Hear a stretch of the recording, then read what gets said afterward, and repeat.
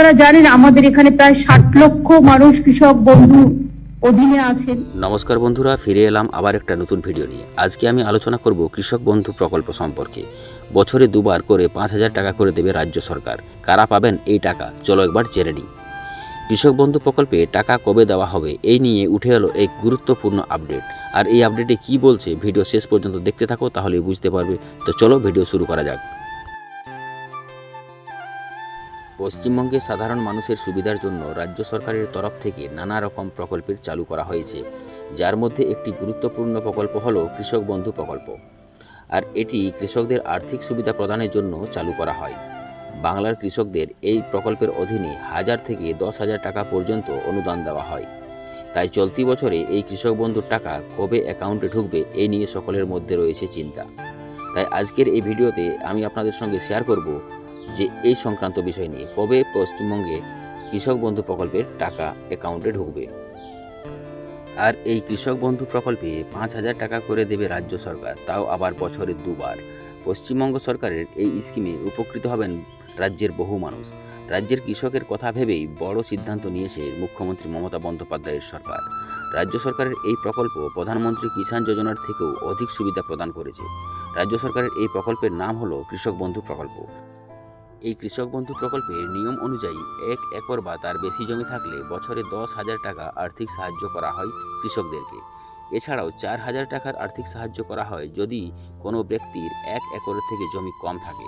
আবার দুর্ঘটনার কারণে মৃত্যু হলে এই প্রকল্পের অধীনে থাকা পরিবারকে 2 লক্ষ টাকা আর্থিক সাহায্যও করা হয়ে থাকে। তাই এক কথায় বলা যায় যে পশ্চিমবঙ্গের বাসিন্দারা এই প্রকল্পের জন্য আবেদন জানাতে পারেন। আবেদনকারীর বয়স 18 থেকে 60 বছরের মধ্যে হতে হবে এবং মালিক চাষি কিংবা ভাড়াটে চাষি হিসাবে কৃষিকাজে যুক্ত থাকতে হবে। এক কথায় বলা যায় যে কৃষক হতে হবে।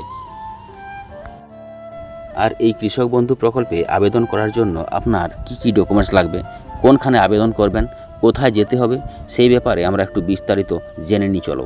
তো আমার রিকোয়েস্ট বন্ধুরা, ভিডিও শেষ পর্যন্ত দেখতে থাকো।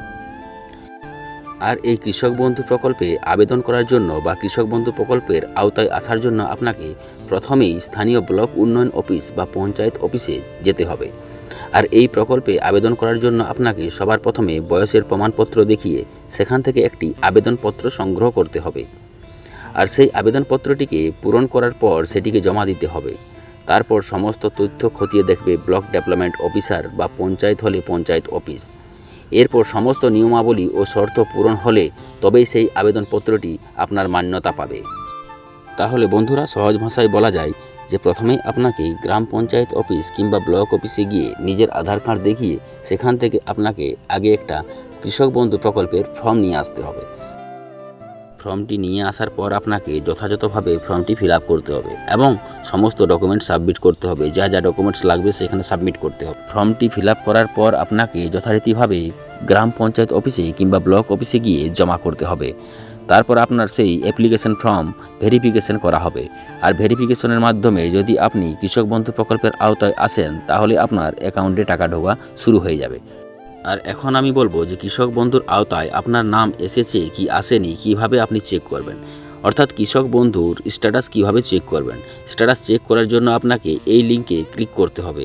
এরপর ভোটার অপশান সিলেক্ট করতে হবে, ভোটার আইডি নাম্বার লিখতে হবে, এরপর সার্চ বাটনে ক্লিক করতে হবে। এরপরে আপনার অ্যাপ্লিকেশনের স্ট্যাটাস কী রয়েছে সেটা স্ক্রিনে দেখা যাবে। তো বন্ধুরা, আজ এই পর্যন্তই। পরবর্তী ভিডিও পাওয়ার জন্য চ্যানেলটা অবশ্যই সাবস্ক্রাইব করে দাও আর পারলে একটা লাইক করে দাও।